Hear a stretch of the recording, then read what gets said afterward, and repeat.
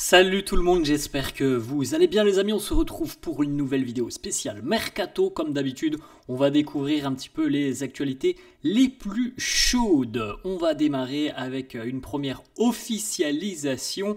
L'ancien entraîneur du Paris Saint-Germain, champion de France aussi avec Lille, Christophe Galtier s'est engagé du côté de l'Arabie Saoudite. Christophe Galtier qui va donc coacher du côté du Neom SC, le Neom Sport Club, qui, on l'avait déjà évoqué les amis, est champion de division 1 saoudienne, donc l'équivalent de la Ligue 2, et qui est promu en Saudi Pro League cette saison. Ils ont d'ailleurs notamment déjà recruté Marcin Bulka. Ils ont des ambitions aussi très importantes dans le championnat. Recrue de Lacazette aussi qui va arriver. Ils ont des ambitions très élevées. Ils ont envie de concurrencer à terme Al Hilal, Al Nasser et Al Ahly par exemple, qui sont les trois gros géants du football saoudien.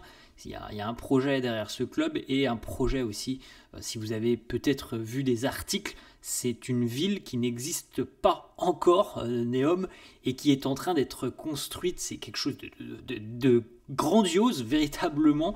Donc c'est vraiment un projet futuriste. Christophe Galtier, donc nouvel entraîneur du Neom SC. On poursuit les amis avec une information qui concerne Victor Osimhen. Il y a beaucoup d'actu autour d'Osimhen déjà depuis plus d'un mois. Il a été question de l'Arabie Saoudite, il a été question de la Première Ligue et dorénavant il semblerait que Victor Osimhen souhaite continuer son aventure en Turquie du côté de Galatasaray où il a été vraiment exceptionnel cette saison, plus de 30 buts inscrits avec le Gala. Le club turc a déjà tout fait pour convaincre Osimhen de continuer. Ils lui ont offert quand même un salaire de 16 millions d'euros annuels. C'est quelque chose, les amis, qu'il ne toucherait peut-être même pas dans certaines équipes des top 5 européens. Donc c'est quand même impressionnant ce que lui propose Galatasaray. Donc l'attaquant nigérian aurait donné son accord au Gala.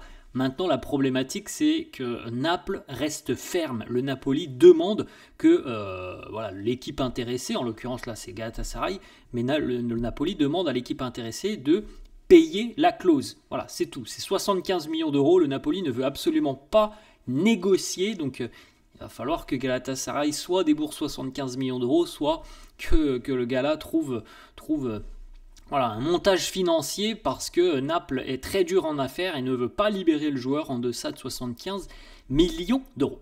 Ensuite les amis, on poursuit avec une petite déclaration de Joao Félix qui ouvre grand les bras à un retour du côté du Portugal et du Benfica. Donc c'est lui-même qui l'a annoncé en disant que l'arrivée de Bruno Lage en tant qu'entraîneur du Benfica, un entraîneur qu'il connaît très très bien, c'est quelque chose, il nous dit, qui lui permet de se projeter dans un futur du côté du Benfica. Ce sont des gros points importants pour moi. Peut-être que je vais revenir. C'est les mots de Joao Félix après différents prêts qui n'ont pas toujours été concluants, notamment du côté de Milan par exemple, où ça a été vraiment très moyen. Joao Félix, son passage à Chelsea n'est pas non plus quand même une grande réussite. Donc peut-être que revenir là où tout a démarré pour lui, là où tout allait bien, c'est peut-être une bonne idée pour complètement se relancer. Joao Félix qui envisage un retour du côté du Benfica. Maintenant les amis, on n'a pas encore de discussion entre les deux clubs concernés. Ensuite, on poursuit avec une information qui concerne là aussi un joueur portugais, Rafael Leao. Du côté de Barcelone, vous le savez, depuis 48 heures maintenant, on sait que le Barça ne pourra pas recruter Nico Williams et on sait aussi que le Barça a tout de même envie de recruter un ailier. Donc il y a Luis Diaz, Rashford est aussi suivi. On n'oublie pas Rafael Leao qui est un joueur qui plaît au Barça déjà depuis près d'un an et demi, 2 ans. Donc le Barça est au courant que si jamais les Catalans veulent le recruter, ça sera 70 millions d'euros. C'est ce que demande l'AC Milan pour libérer Rafael Leao. Donc ça va être compliqué parce qu'on sait déjà que le Barça avait pas mal de problèmes à réaliser le montage financier de la clause de Nico Williams. Le Barça était dans l'incapacité de payer 60 millions d'euros à l'Athletic Bilbao. Le Barça envisageait plutôt un paiement échelonné. Là, c'est encore plus cher que Nico Williams, c'est 70. Donc on peut imaginer que c'est encore une fois compliqué pour le Barça. Affaire à suivre. On a aussi appris quand même des informations positives tout au long de la semaine du côté du Barça. On est sur la bonne voie par rapport au règlement du fair play financier. Donc espérons pour le Barça que voilà, tout ça va revenir à la normale et que entre guillemets les Catalans seront libres financièrement, ce qui leur permettrait de réaliser des gros coups comme le coup Raphaël Leao, qui n'est pas la seule option. On l'a dit les amis, Rashford et Luis Diaz font aussi partie des joueurs qui sont suivis. Du côté de Newcastle en Angleterre, Newcastle considère très sérieusement d'offrir une indemnité assez importante au PSV Eindhoven pour Johan Bakayoko, l'attaquant du PSV qui a marqué plus de 20 buts sur les 2 dernières saisons, donc avec le PSV, un attaquant très dynamique, très percutant, Johan Bakayoko qui a véritablement le sens de la finition. C'est pas la priorité de Newcastle. Newcastle aimerait signer Anthony Elanga, mais si jamais le deal Elanga ne peut pas se faire, les Magpies vont jeter leur dévolu sur Johan Bakayoko, l'attaquant donc du PSV qui a 22 ans. On reste en Angleterre, cette fois-ci c'est Manchester City, le City de Pep Guardiola qui s'intéresse au latéral hollandais Denzel Dumfries, dont on a parlé il y a quelques jours, puisque le Barça aussi semblait être intéressé. On rappelle que la clause du joueur, elle est pas très chère, hein, c'est 25 millions d'euros jusqu'au 15 juillet, donc encore une semaine à peu près pour avoir le joueur à 25 millions d'euros, ce qui est quand même un coût assez peu onéreux quand on voit les qualités du joueur. C'est vraiment l'un des tout meilleurs latéraux au monde, hein. Denzel Dumfries.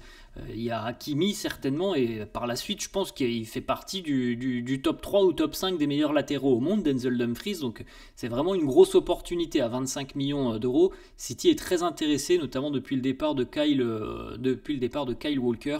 Denzel Dumfries avait été interrogé la semaine dernière. Il avait dit voilà, pour le moment je suis en vacances, je ne pense pas à mon futur.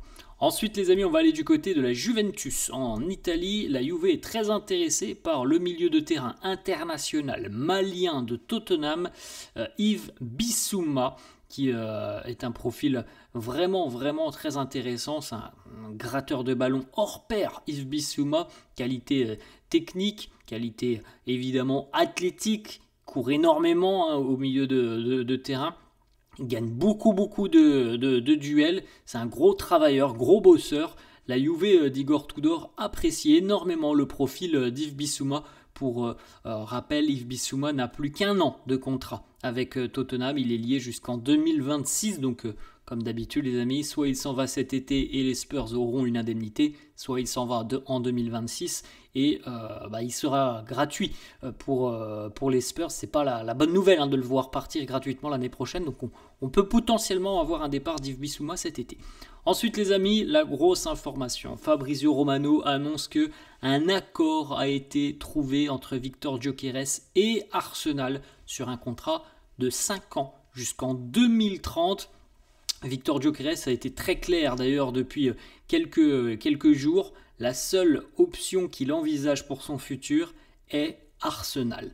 Et maintenant, place aux discussions entre les deux clubs, donc entre Arsenal et le Sporting Portugal. On n'a pas encore de première offre de la part des Gunners. Il semblerait que la première offre va arriver dans les tout prochains jours et qu'elle se situera entre 70 et 80 millions d'euros pour un attaquant qui a marqué but sur but depuis son arrivée au Sporting. C'est franchement l'un des meilleurs, si ce n'est peut-être le meilleur numéro 9. Là on parle de numéro 9 au monde depuis 2 ans. C'est hallucinant. Les statistiques de Victor Gyökeres sont très impressionnantes. On rappelle aussi qu'il connaît l'Angleterre. Alors il n'a pas joué en Première Ligue, mais il avait joué à Coventry en Championship. Division 2 anglaise où il avait marqué plus de 20 buts avant de rejoindre le Sporting Portugal. Donc c'est quand même quelqu'un qui connaît un petit peu le style de foot anglais, et ses capacités physiques vont lui servir parce que c'est un joueur qui est évidemment clinique devant le but, Victor Gyökeres, mais il a aussi d'immenses capacités physiques et c'est très important en Première Ligue, de pouvoir batailler avec des défenseurs centraux qui sont souvent très costauds. On enchaîne et on reste du côté d'Arsenal les amis, cette fois-ci c'est officiel, Martin Zubimendi si vous préférez, s'engage du côté des Gunners contre 65 millions d'euros en provenance de la Real Sociedad. Zubimendi portera le numéro 36. C'est une grosse addition pour Mikel Arteta. Milieu de terrain extrêmement intelligent avec une superbe vision du jeu, qualité de passe exceptionnelle. Il est capable véritablement d'organiser le milieu de terrain, capable avec son toucher de balle d'éliminer, et c'est un très bon passeur. Franchement, c'est une très belle recrue. Quand on voit un petit peu comment joue Arsenal, c'est pas une surprise d'aller chercher ce profil, parce que Zubimendi a toutes les qualités pour justement bien s'incorporer dans une équipe qui aime avoir le contrôle du ballon, comme lui est un joueur qui adore avoir le ballon et organiser le jeu. Ensuite, on va, les amis, du côté de Manchester United. Les Red Devils ont pris des renseignements auprès de la Juventus par rapport au milieu de terrain brésilien Douglas Luiz. Douglas Luiz, qui, on en a déjà parlé, a vécu une saison compliquée. Il est arrivé à Turin depuis 1 an. La saison a été très compliquée pour Douglas Luiz. Alors, il y a eu le changement d'entraîneur, il n'était pas forcément très apprécié. Son profil par Thiago Motta. Visiblement, Igor Tudor ne compte pas énormément sur lui. Il avait signé quand même un long contrat jusqu'en 2030, mais il y a déjà une grande chance qu'après 1 an, il retourne directement en Angleterre. On s'en souvient, il évoluait du côté d'Aston Villa auparavant, et du côté de la Première Ligue, il était considéré comme l'un des meilleurs milieux en PL. Il marquait régulièrement, il délivrait beaucoup de passes D, il abat beaucoup de travail et de terrain au milieu. C'est un gros bosseur, Douglas Luiz. Donc Manchester United a pris des renseignements. On va terminer, les amis, dernière information, l'attaquant ghanéen, le profil offensif, il est attaquant, il est milieu de terrain. Mohamed Kudus, le Ghanéen de West Ham, a d'ores et déjà donné son accord à Tottenham. Maintenant, les discussions se poursuivent entre les deux clubs londoniens. On rappelle qu'il a une clause libératoire à 100 millions d'euros. Mais évidemment, Tottenham n'a pas envie de débourser 100 millions d'euros, donc on discutera certainement en dessous de 100 millions d'euros. Et West Ham n'est pas fermé à l'idée de vendre le joueur à un prix inférieur à la clause du joueur, donc peut-être aux alentours de 50-60 millions d'euros pour Mohamed Kudus, qui pourrait donc rejoindre Tottenham. Voilà, les amis, la fin de cette vidéo. J'espère que ça vous a plu. N'hésitez pas, comme d'hab, à lâcher un petit pouce bleu. N'hésitez pas non plus à vous abonner à la chaîne. Je vous souhaite une très bonne journée et je vous dis à la prochaine. Ciao.